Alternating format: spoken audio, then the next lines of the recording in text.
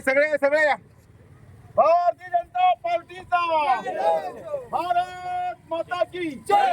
जय भवानी, जय शिवाजी.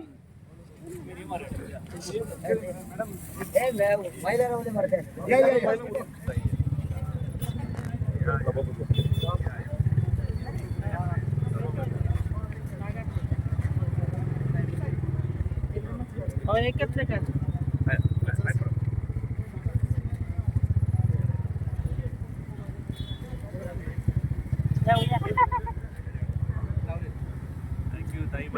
सगळे थांबा जरा व्यवस्थित फोटो घेऊया. सगळे महिलांचं पण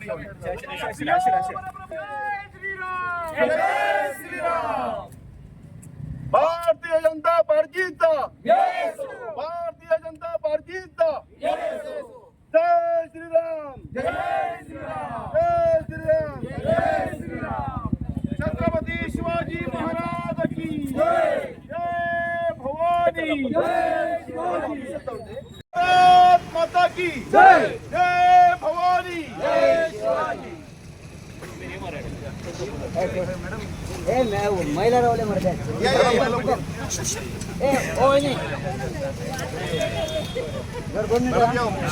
जरा मागे वा तुम्ही.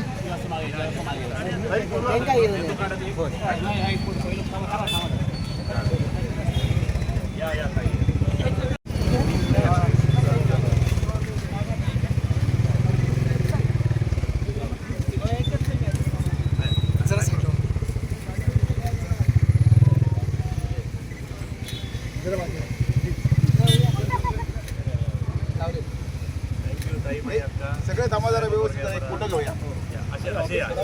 सगळे महिलांचं पण प्रभू रामचंद्र की जय. जय श्रीराम, जय श्रीराम. भारतीय जनता पार्टीचा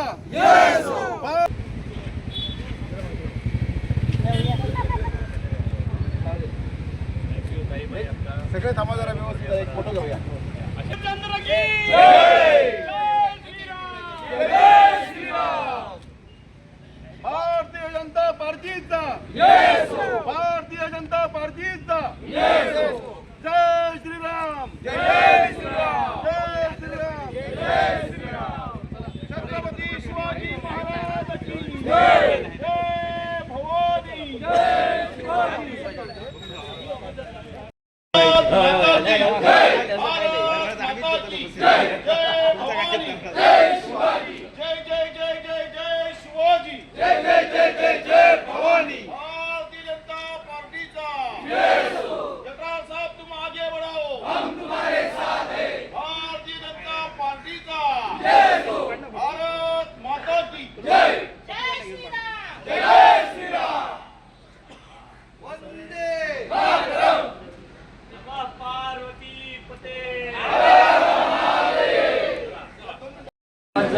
नेतृत्व तसेच नुकतीच यांची विधान परिषदेचे बिनविरोध म्हणून सदस्य ज्यांची नेमणूक झाली आहे आपल्या सर्वांचे लाडके प्रमोदभाई जठार या ठिकाणी उपस्थित झालेले आहेत. त्यांचे सर्वप्रथम आपण या ठिकाणी टाळ्यांच्या गजरात स्वागत करा.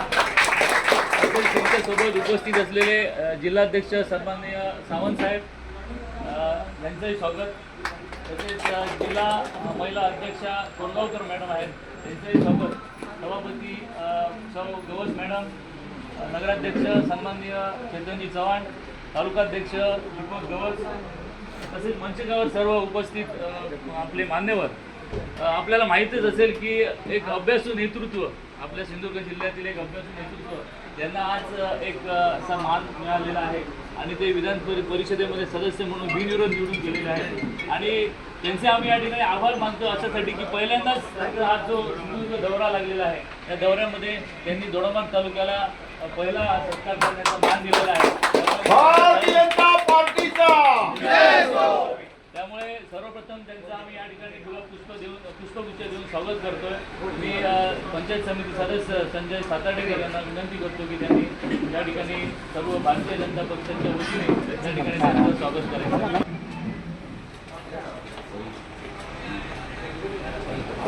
तसेच उपस्थित जिल्हाध्यक्ष सन्माननीय सावंतसाहेब यांचं या संधी साताडेकर यांचं स्वागत करायचं आहे. तसेच जिल्हाध्यक्षा श्वेताताई दुर्गावकर या ठिकाणी, तसेच पहिल्यांदा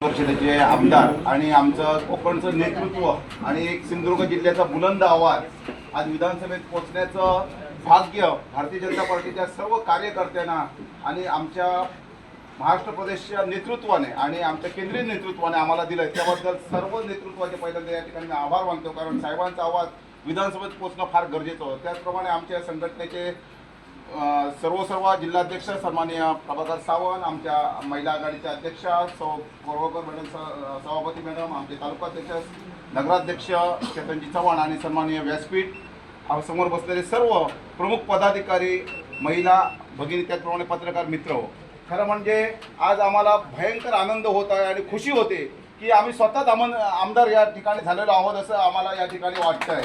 कारण खूप वाट बघत होतो आम्ही की साहेबांचा आवाज विधानसभेत पोहोचला पाहिजे. कारण मागच्या वेळीसुद्धा आम्ही खूप आशा करत होतो की म्हटलं आम्हाला खासदारकी मिळेल आणि दिल्लीतसुद्धा आमचा आवाज पोचेल असं आम्हाला वाटलं होतं याच्यामध्ये MP मध्ये मागचे ज्यावेळी इलेक्शन झालं त्यावेळी. पण आमदारकी मिळाली, आम्ही समाधानी आहोत आणि स्वतः आमदार झाल्याचं जे आम्हाला या ठिकाणी भाग्य आम्हाला मिळालं आणि आमचा आवाज, दोडामार्गचा आवाज विधानसभेत पोहोचेल याबद्दल कुठलीही शंका नाही. दोडामार्ग, सावंतवाडी, वेंगुर्ला याचं प्रतिनिधित्व आता जटोसाहेब करतील असं मला या ठिकाणी वाटतंय आणि या ठिकाणी पुढचा आमदार सुद्धा भाजपचा या ठिकाणी होईल अशी मी ते आशा व्यक्त करतो. साहेबांना खूप खूप शुभेच्छा देतो आणि या ठिकाणी मला बोलण्याची संधी दिल्याबद्दल सर्वांचा आभार मानतो. आणि या ठिकाणी बोलायचं भरपूर आहे पण वेळ फार कमी आहे आणि संपूर्ण जिल्ह्याचा दौरा असल्यामुळे आटोपतो गेलो. जय महाराष्ट्र. आजचे सत्कार मूर्ती आपल्या सगळ्यांचं लाडकं नेतृत्व साधारणतः 2008 सालापासून ज्यांनी पालकाच्या भूमिकेमध्ये संपूर्ण जिल्ह्याच्या ज्या आहेत त्यांनी एक भारतीय जनता पार्टी म्हणून एक वेगळी ऊर्जा संपूर्ण जिल्ह्यावर निर्माण केली. आणि त्यासाठी खरं तर आपलं करिअर, आपलं सगळं मध्यंतरीचं आयुष्य सगळंच पणाला लावलं. त्यांना आज एक चांगल्या प्रकारची संधी आपल्या प्रदेश नेतृत्वाने दिलेली आहे. सगळ्यात आधी आपण आपल्या प्रदेशातील सगळेच नेते, सन्मान्य राणेसाहेब असतील, सन्मान्य चव्हाणसाहेब असतील, देवेंद्रजी असतील किंवा इतर सगळ्याच नेत्यांचे आपण आभार मानले पाहिजेत की सिंधुदुर्ग जिल्ह्याला एक बहुमान दिला. सध्याच्या परिस्थितीमध्ये आपल्याला माहिती आहे की अनेक नावं चर्चेमध्ये असतात. या सगळ्यामध्ये सिंधुदुर्ग जिल्ह्याच्या आपल्या नेत्याला आपलं प्रतिनिधित्व करायचं, विधान परिषदेमध्ये चांगलं काम करण्याची संधी त्यांनी दिली आहे, त्याबद्दल त्यांचे आभार मानले पाहिजेत. जटोसाहेब हे आजच खरं तर मी आमदार झाल्यानंतर पहिलीच भेट होती आणि पहिला दौरा आम्ही दोडामार्गपासून चालू केला.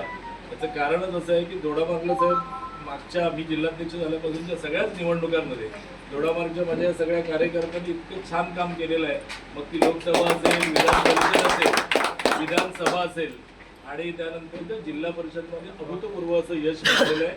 सगळ्या कार्यकर्त्यांमध्ये एकसंधपणा आहे आणि सगळे कार्यकर्ते जशी तुम्हाला अपेक्षा आहे किंवा तुम्हाला ज्या नजरेने आम्ही बघतो ते निष्ठावंत या प्रकारामध्ये मोठाली आमची सगळी कार्यकर्ते मंडळी आहेत. आणि एक 7-8 महिन्यानंतर इकडची नगरपालिकेची निवडणूक आहे. मला विश्वास आहे की नगरपालिकेचे कार्यक्षेत्र तर आहेच पण संपूर्ण तालुका म्हणून दोडामार्गची सगळीच मंडळी एकत्र येऊन पुन्हा एकदा मागच्या वेळेसारखा निर्विवाद 100% विजय आपल्याला मिळवायचा आहे. म्हणून आज खरं तर तुम्ही यांना शुभेच्छा द्यायला तुमचं स्वागत या ठिकाणी आहेच, पण तुम्ही यांना सगळ्यांना एक चांगला आशीर्वाद त्यांच्या पाठीशी असल्याचा देऊन गेलं पाहिजे. म्हणून आपण दौऱ्याची या ठिकाणी सुरुवात केलेली आहे.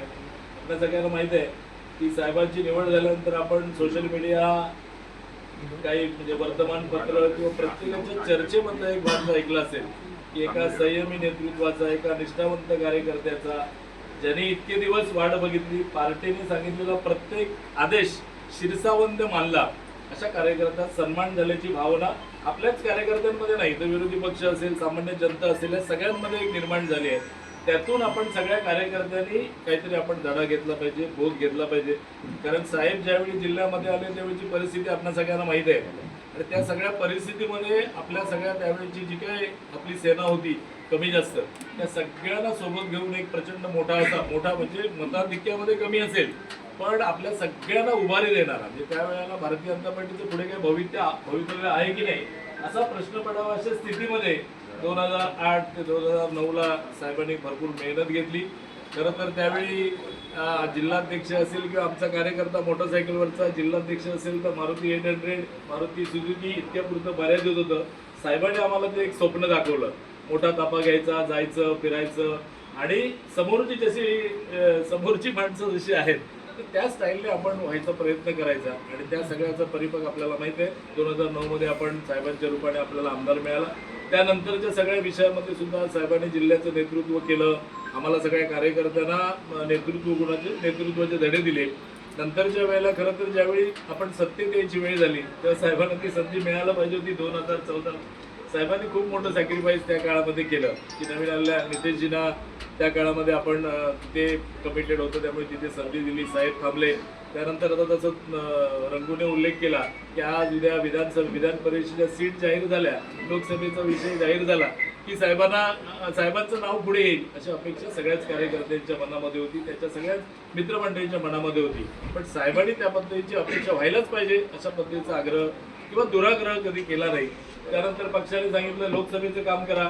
3 वर्ष साहेबांनी रत्नागिरीच्या त्या टोकापासून हे संपूर्ण या 6 विधानसभेमध्ये प्रचंड काम केलं. रत्नागिरीमध्ये जे काही नव्हतं किंवा एकसंधपणा नव्हता किंवा जे होतं ते जरा चांगल्या पद्धतीने टिकून ठेवण्यासाठी साहेबांनी प्रयत्न केलं. त्यावेळी सुद्धा तिथल्या प्राप्त परिस्थितीनुसार साहेबांना लढवता आली नाही. सन्मान्य राणेसाहेबांच्या रूपाने आपण लढवली, जिंकली. पण साहेबांनी सुद्धा त्यावेळी म्हणाले की आपल्या बकेट लिस्ट मधला एक विषय पुरा झाला की जो या इथल्या सगळ्या कार्यकर्त्यांना वाटत होतं की लोकसभा एकदा तरी आपण भारतीय जनता पार्टी कमळाच्या चिन्हावर जिंकली पाहिजे. आणि त्यासाठी साहेबांनी पूर्ण रत्नागिरीवर चांगलं काम केलं. सिंधुदुर्गात त्यांचं काम होतं आणि त्याचा परिपक्व परत आपण बघितलं तर राणेसाहेब खासदार झाले आणि कायमस्वरूपी आपल्याला कमळावर निवडून येणारा खासदार म्हणून झाला. आज पुन्हा एकदा त्यानंतर मधल्या कालावधीमध्ये सुद्धा चर्चा विधान परिषदेच्या झाल्या आणि आज अनपेक्षित असं म्हणता येणार नाही पण साहेब एकदम त्या सगळ्या बाबतीत एकदम नॉर्मल होते. जे पक्ष देईल ते काम, पक्ष देईल ती संधी, अशा प्रकारामध्ये साहेबांना ती संधी मिळाली. आम्हाला सगळ्या कार्यकर्त्यांना खूप आनंद झालेला आहे. आणि मला असं वाटतं की ज्या लोकसभेमध्ये एक 3-4 वर्ष अत्यंत कठोर मेहनत साहेबांनी घेतलेली आहे तर त्या सगळ्याचं आता पुढचा सगळा अध्याय सुरू होईल. आणि साहेब संपूर्ण कोकण म्हटलं तर रत्नागिरी, सिंधुदुर्ग या सगळ्या मतदारसंघाचं अत्यंत चांगल्या प्रकारे नेतृत्व करतील. आमच्या पालकाच्या भूमिकेमध्ये ते आहेतच. पुन्हा एकदा सगळ्या कार्यकर्त्यांना तोच विश्वास, प्रेम, ऊर्जा, उत्साह प्रत्येकाच्या कार्यकर्त्याच्या पाठीशी उभं राहणं प्रत्येक विषयामध्ये पार्टीचं महत्त्वाचं अशा खूप अनेक गोष्टी साहेबांकडून शिकून येतात. खरं तर साहेबांच्या तालमीतच आम्ही तयार झालो म्हणून जिल्ह्याचं नेतृत्व करायला मिळालं. मधल्या काही कालावधीमध्ये मी थोडंसं घरगुती किंवा माझ्या काही व्यावसायिक अडचणीमुळे पक्षापासून लांब होतं. साहेबांनी असं हाताला धरून पक्षाचा सरचिटणीस केला, स्वतःबरोबर काम करायला लावलं आणि त्यावेळेपासून एक विश्वास निर्माण केला की आपल्या सगळ्याला पुढे जिल्ह्याचं नेतृत्व करायचं आहे. त्यासाठी मी त्यांचा ऋणी आहे. आज थोडंसं या सगळ्या माझ्या जिल्हाध्यक्षपदाच्या कारकिर्दीमध्ये काही काम झालेलं दिसतं पण त्या कामाची पायाभरणी जी आहे ती अधिक आमच्या सगळ्या आधीच्या अध्यक्षांनी विशेषतः 2008-09 नंतर साहेब आणि या सगळ्याच लोकांनी केलेली होती. त्यांचाही ऋणी आहे. साहेबांनी सगळ्यांच्या वतीने, सगळ्या जिल्ह्याच्या वतीने खूप साऱ्या शुभेच्छा देतो आणि या ठिकाणी माझं मनोगत थांबवतो. जय हिंद, जय धन्यवाद सावंत साहेब. यानंतर त्यांची होता त्याला पण सर्वांचे लाडके मला वाटायचं मीच फार गोड बोलतो. माझ्यापेक्षा चांगलं जास्त मला वाटतं माझं रिटायरमेंटच आहे. सुरुवात पण माझी एवढी सुंदर केली प्रभात. धन्यवाद.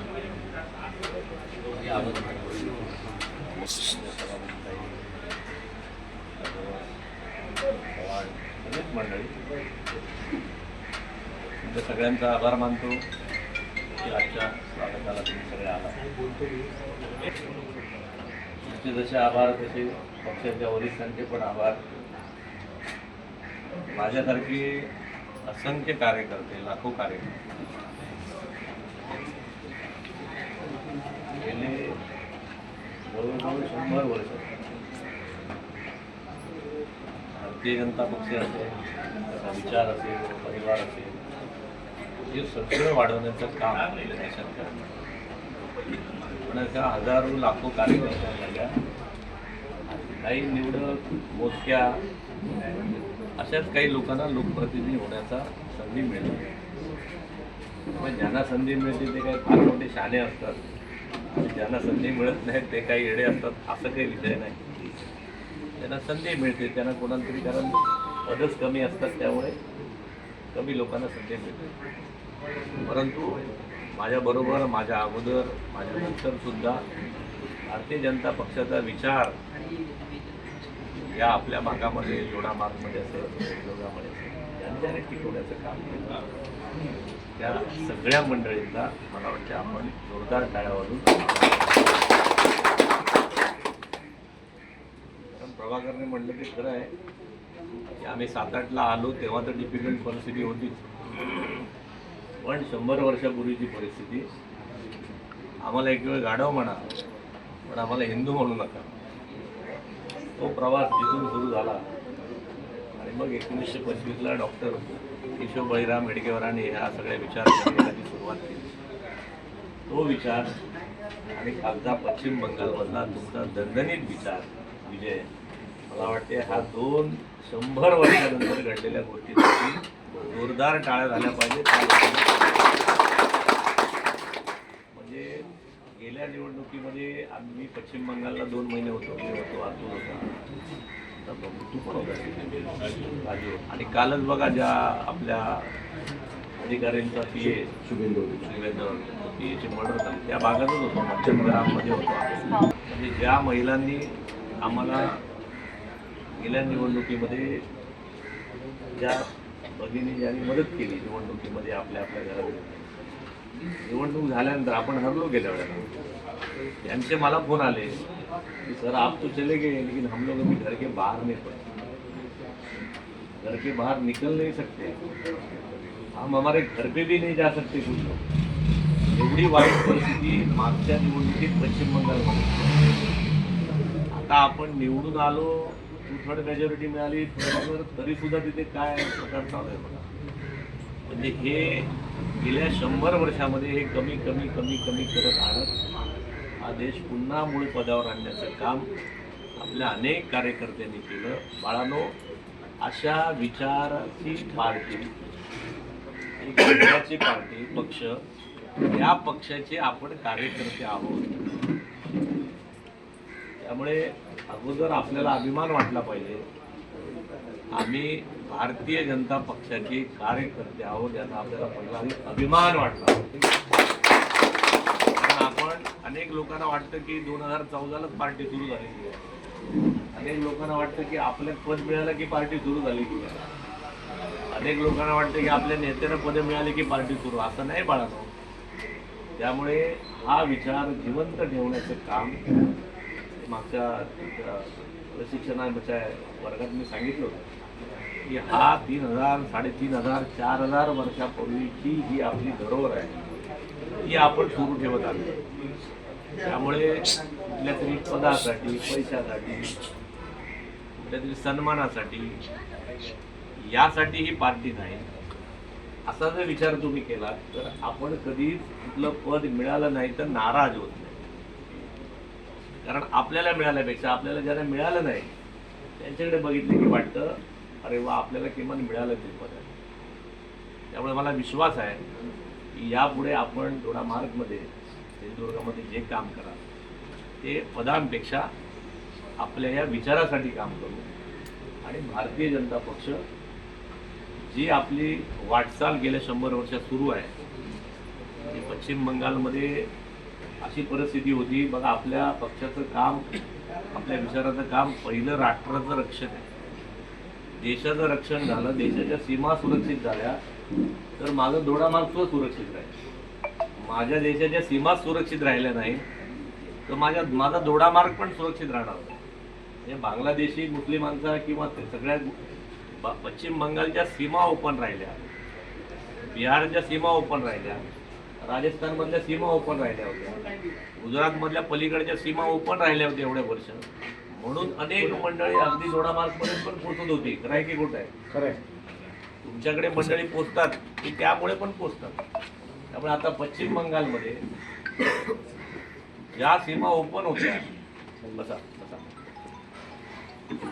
म्हणजे केंद्र सरकार खूप मोठ्या प्रमाणातला निधी द्यायला तयार होतंय गेले 10 वर्षात. परंतु पश्चिम बंगालच्या मुख्यमंत्रीबाई जागा ॲक्विजिशनच करून द्यायला तयार नाही. तिथली माणसं जी यायला तयार, अधिकारी पण यायला तयार आहेत नाही. म्हणजे न्यायालयाचे अधिकारी जरी गेले तिथे तरी त्यांना घेराव घालून त्यांना मारून परत पाठवण्याचं काम चालू होतं. अशा प्रकारचा सगळा गोंधळ होता. तो पश्चिम बंगाल आता सुधारण्याच्या मागे आहे. हे सुद्धा काम आपल्यासारख्याच अनेक कार्यकर्त्यांनी जाऊन तिथे गेलं. आपले सतीश धोंड आपल्याला माहीत असतील, ते आपल्यावर काम करायचे. आता गेले आपल्याकडून जेव्हा निघाले तेव्हापासून ते पश्चिम बंगाल, हे गेल्या निवडणुकीत तर होतेच, पण ह्या निवडणूक अशा हजारो असंख्य कार्यकर्त्यांनी. म्हणून माझी विनंती आहे की आजच्या या सरकारने ज्यांना पदं मिळाली त्यांनी आधी नम्र राहायला सुद्धा. कारण ज्यांना पदं नाही मिळाली त्यांचा सन्मान झाला पाहिजे. Am are right or wrong? आपल्याकडे लाड आहे ना, ज्यांची पदं ज्याला मिळतात, आमदार होतात, खासदार होतात, अध्यक्ष होतात, गाव अध्यक्ष, त्यांचे लाड जास्त होतात, यांचे लाड नाही. ज्यांना नाही मिळालं त्यांचे लाड झाले पाहिजे. Am are right? बरोबर. त्यांचा सन्मान झाला पाहिजे, कारण त्यांना नाही मिळालं म्हणून आम्हाला मिळालं. माझा मुद्दा पडतोय तुम्हाला? कोणाला तरी बिचाऱ्यांना 4 लोकांना आमदारकी नसेल मिळाली म्हणून मला मिळाली. त्यामुळे त्या आमदारकीच्या लायक जी मंडळी असतील त्या सगळ्यांचा सन्मान प्रमोद जठारने करायलाच पाहिजे. करायला पाहिजे की नाही? आपले अध्यक्ष जेव्हा झेडपीचे अध्यक्ष होतात तेव्हा त्यांच्या रेसमध्ये 10-15 लोक होते भाऊ. आता ज्यांना नाही मिळालं त्याचा सन्मान झाला पाहिजे. यांचं तर होणारच, हे तर सगळेच करणार. पण ज्यांना नाही मिळालं ते आपले सहकारी आहेत, त्यांचा पण त्याग मोठा आहे, त्यांचं पण काम मोठं आहे. ही भावना भारतीय जनता पक्षाच्या कार्यकर्त्यात रुजवण्याचं काम हेच मला प्रामुख्याने प्रदेशाध्यक्षांनी दिलेलं आहे. क्रमांक 2, पार्टीमध्ये पक्षामध्ये काम करताना अनेक प्रवाहाची लोक आपल्याकडे येतात. कधी वयाच्या 10व्या वर्षापासून येतात, कधी 50व्या वर्षी येतात, कधी 80व्या वर्षी पण येतात, कधी कुठल्या तरी पक्षाच्या माध्यमातून येतात, कधी संघाच्या माध्यमातून येतात. परंतु एक गोष्ट आपण मात्र कानाला खडा लावून ठेवायचा आहे. पक्षात येणाऱ्या कुठलाही मंडळी माणूस तो जुना नाही का नवीन नाही, जो काल आला असेल किंवा 100 वर्षापूर्वी आला असेल तरी आपण सगळे एकाच विचाराचे पायिक आहोत हे लक्षात ठेवायचं. त्यामुळे जुना नवीन असला कुठलाही प्रकारचा वाद आपण जोपर्यंत पक्षाचे प्रमुख असू तोपर्यंत पक्षात व्हायला द्यायचे नाहीत. हे पण पक्षप्रमुखांचं आणि लोकप्रतिनिधींचं काम आहे. आम्हाला राईट? जोपर्यंत आपण त्या पक्षाच्या पदावर आहोत तोपर्यंत आपल्याच पक्षात नाही तर तुमच्याकडे नवीन माणसं येणारच नाहीत. बरं, नवीन माणसं आली नसती सिंधुदुर्गात तर आपण सिंधुदुर्गात 100% झालो असतो का? पण नवीन माणसं आली पाहिजे. आता नवीन माणसं आली पाहिजेत तर त्यांना प्रेमाने बोलवायला पाहिजे, त्यांचा सत्कार करायला पाहिजे, सन्मान करायला पाहिजे.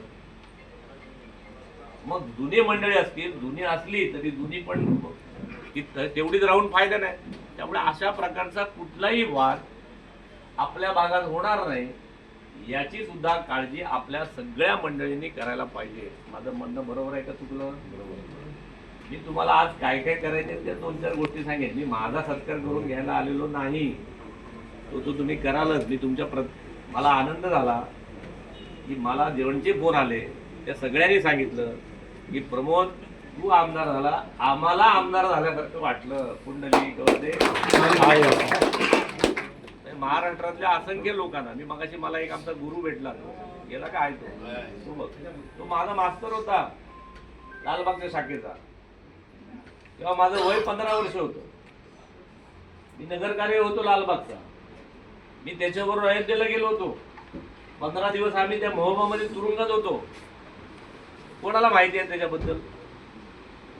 तर त्याच्याबद्दल माका माहित नाही, माझ्याबद्दल त्या का माहित, बाकी कोणाला काय माहित नाही. कुंडली वरदे ढाच्यावर होता तो, बाबरी ढाच्यावर तोडायला होता तो मी. पण आम्ही कधी तो बिचारा सांगत पण नसेल कोणाला मी कोण आहे तो. असे असंख्य कार्यकर्ते आहेत. असं ह्यांच्या सगळ्यांच्या ह्या सगळ्या पुण्याईवरती आपला पक्ष उभा आहे. त्यामुळे पक्षाचं काम करताना सुद्धा आपण आपल्या डोक्यात हवा जायला द्यायची नाही. सगळ्या येणाऱ्यांचा सन्मान झाला पाहिजे. जास्तीत जास्त लोकांना पदं देता आली पाहिजे. म्हणजे मला आठवतं जेव्हा मी इकडे या भारतीय जनता पक्षाच्या कामात आलो, तर मला इकडे आमदारकी तिकीट मिळावी म्हणून आमचे सिटिंग MLA अजित गोगटे साहेब मला गडकरी साहेबांकडे घेऊन गेले.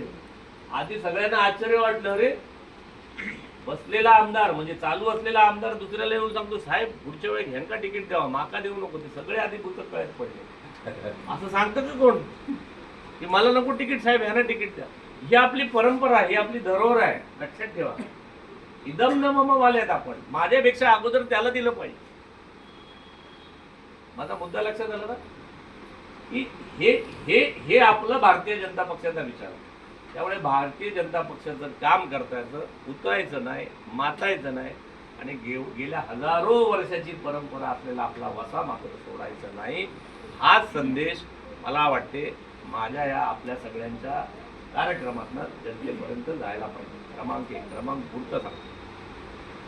आता तुम्ही सगळे एका पक्षाचे प्रतिनिधी आहात, कार्यकर्ते आहात. माननीय अध्यक्ष आहेत, ZPचे अध्यक्ष आहेत, जिल्हा परिषदेचे सदस्य आहेत, सभापती काही आहेत, आमच्या जिल्ह्यात नगराध्यक्ष सगळे म्हणतात. आता लोकांच्या काय अपेक्षा आहेत तुम्हाला सांगा. जोपर्यंत आपण विरोधात होतो, तोपर्यंत आपण मोर्चे करत होतो, आपण आंदोलन करत होतो, आपण प्रश्नासाठी ओरडत होतो.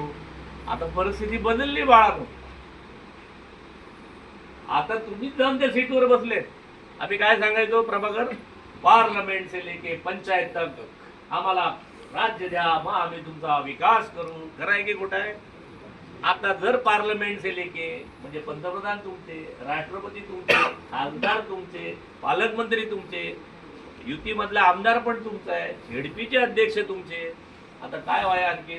आता मात्र विकास झाला नाही जोडा मार्गचा, तर लोक जोड्याने आणतील का नाही? अरे आणतील का नाही? आता तुम्ही सोल्युशन देणारे कार्यकर्ते झाले पाहिजेत. मी परत सांगतोय, पुढच्या 5, 10, 15 वर्षामध्ये आपले पालकमंत्री, आपले खासदार, आपले आमदार. प्रभाकर बरोबर आहे की नाही? आता लोकांच्या अपेक्षा आहेत. आता तुम्हीच आंदोलन करताय, तुम्हीच आरडाओरडा करताय, आमच्याकडे हॉस्पिटल नाही म्हणून. चालणार नाही. तुम्ही सोल्युशन देणारे झाले पाहिजेत. आपला स्वभाव बदला. ZPचा अध्यक्ष आपला आहे, मग ह्या ZP मध्ये, ह्या जिल्हा परिषदेमध्ये, ह्या दोडामार्ग मध्ये काय काय गोष्टी पाहिजेत त्याचा अभ्यास करा. तो आता ZP सदस्य झालाय, पंचायत समिती सदस्य असतील. या दोडामार्गचा ऍक्शन प्लॅन बनवा. पालकमंत्र्यांसमोर बसा, ZPच्या अध्यक्षांबरोबर बसा, बँकेच्या अध्यक्षांबरोबर बसा, राणे साहेबांबरोबर सांगा, आम्हाला सांगा. आता आपल्याकडे राज्यसभेचे खासदार सुद्धा आमचे विनोद तावडे साहेब गेलेले आहेत. जोरदार टाळ्या वाजवायच्या. राणे साहेब खासदार आहेत. मग किती लोकप्रतिनिधी झाले आहेत. तरी बरोबर आहे की चुकलं? आता सामान्य माणसाला जो भारतीय जनता पक्षाचा विचार आहे, अंत्योदयाचा, अंतिम माणसाला सुखी आणि समाधानी करायचं आहे. या व्रतापासून आपण ढळायचं नाही. नजर हटी, दुर्घटना घडली. काँग्रेसला हे यश पचवता आलं नाही. काँग्रेस या देशातली महासत्ता होती. 70 वर्षानंतर काँग्रेसचं काय झालंय, तो राहुल गांधी एकटाच शिल्लक आहे, तो आणि त्याची आऊस. बरोबर ना? आज जवळजवळ किती राज्यात आपण गेलो बघा. हे जसं प्राऊड आहे ना 22, तसं आता तुमचं ध्येय आहे की माझ्या दोडामार्ग तालुक्यामध्ये बस. तुम्हाला देशाचा विचार नका करू, कसला करू नका बाळा. माझ्या दोडामार्गमध्ये अशी कुठलीही समस्या पुढच्या 5 वर्षात राहणार नाही. असली तर मी त्याच्या सोल्युशनवरती विचार करेन. मीच आंदोलन नाही करणार, मी त्याच्या सोल्युशन विचार करेन. आणि सामान्य माणसाच्या घरापर्यंत माझ्या केंद्रापासून त्या पार्लमेंट पासून पंचायत पर्यंत सगळ्या योजना पोहोचतील. म्हणजे योजनावरती कोणी अभ्यास करणारा माणूस घ्या. रस्त्याचं दळणवळण असेल त्याच्यावर करणारा माणूस द्या, शिक्षणावरती माणूस द्या. आता माणसं द्या बाळांनो, त्याच्यावर अभ्यास करा. बाजूच्या गोव्यातनं काय करते, महाराष्ट्रात काय करते, अशा प्रकारचा विचार आता बदला. आपण जर विचार बदलले आणि योग्य प्रकारे काम केलं, सोल्युशन दिलं जनतेला, तर जनता पुढचे 100-200 वर्ष भारतीय जनता पक्षाशिवाय कोणाचाही विचार करणार नाही. तुम्ही आम्ही टिकणार नाही, पक्ष मात्र पुढचे हजारो वर्ष टिकणार आहे. आपण नश्वर आहोत, आपल्याला एक लिमिटेशन आहे आपल्या बॉडीला, आपण कधीतरी जाणार आहोत. पक्ष टिकणार, विचार टिकणार, हा देश टिकणार, राष्ट्र टिकणार, धर्म टिकणार. त्याच्यासाठी बाळांनो आपण काम करूया, एवढंच हात जोडून तुम्हाला सांगतो. कुठल्याही प्रकारचा भांडणतंटा होता कामा नये, समन्वयाने काम झालं पाहिजे. सगळे इकडचे बसलेली मंडळी आहेत ना, हे सगळे तंटामुक्ती अध्यक्ष आहेत. कोण आहे ते, कोण आहेत, म्हणून तुम्हाला खुर्च्या दिले तिकडे. याचा अर्थ तुम्ही तंटा करायला मोकळे नाही झालेले. त्यामुळे अशा प्रकारचं छान काम आपण आपल्या भागात करा. एक विकासाचा रोडमॅप सुद्धा लोकप्रतिनिधी तयार करतील. पालकमंत्री साहेब आणि या सगळ्या वरिष्ठांकडनं तो पुरा करतील असा विश्वास मला आहे. आणि पुढच्या वर्षभरामध्ये अशा प्रकारचं नियोजन, प्लॅनिंग आपल्या जिल्हाध्यक्षांच्या माध्यमातून होतच आहे, पण ते आणखीन होईल. हा जो काही महाराष्ट्राच्या आमच्या अध्यक्षांनी दिलेला मेसेज आहे, तो पक्षाच्या माध्यमातून आपल्या कार्यक्रमाच्या माध्यमातून आपल्याकडे पोहोचवतो. आजपासून करतात आहे विचार, पण दोडामार्गच्या विकासाचा जो काही बॅकलॉग राहिला असेल तो पूर्ण करण्याच्या दृष्टीने काम करा, एवढंच सांगतो. जय हिंद, जय भारत. आपले विधान परिषद आमदार म्हणून या ठिकाणी निवड झालेली आहे. दोडामार्गमध्ये अनेक समस्या आहेत, यामध्ये मुख्यत्वे आरोग्य ही सगळ्यात मोठी समस्या आहे. अजूनही गुटसूट बांबोळी गाव आहेत ते जावं लागतं. मी आता माझ्या भाषणामध्ये तेच सांगितलं. आधी पहिलं मी आज प्रवासाची सुरुवातच दोडामार्गातनं केलेली आहे. मी माझ्या महाराष्ट्रातल्या माझ्या सगळ्या नेत्यांचे, म्हणजे माझे खासदार नारायण राणे साहेब, पालकमंत्री आमचे नितेशजी, आमचे महाराष्ट्राचे अध्यक्ष रवींद्रजी, आमचे मुख्यमंत्री देवेंद्रजी, अगदी दिल्लीतले सगळे नेते विनोदजी, या सगळ्यांचं पहिले मी आभार मानतो की माझ्यासारख्या कार्यकर्त्याला एक सगळ्या कार्यकर्त्यांचं प्रतिनिधित्व करण्यासाठी म्हणून त्या ठिकाणी आमदारकी दिली परिषदेची. त्याबद्दल मी आधी माझ्या सगळ्यांचे, अगदी जिल्हाध्यक्ष साहेबांनी रिकमेंड केलं म्हणून सुद्धा या सगळ्या मंडळींचा आभार मानतो. क्रमांक 1. क्रमांक 2, मी आताच आमच्या सगळ्या कार्यकर्त्यांकडे बोलताना सांगितलं की पार्लमेंट से लेके पंचायत तक असं राज्य न भूतो न भविष्यात मिळेल, पण कधी भूतकाळात नव्हतं.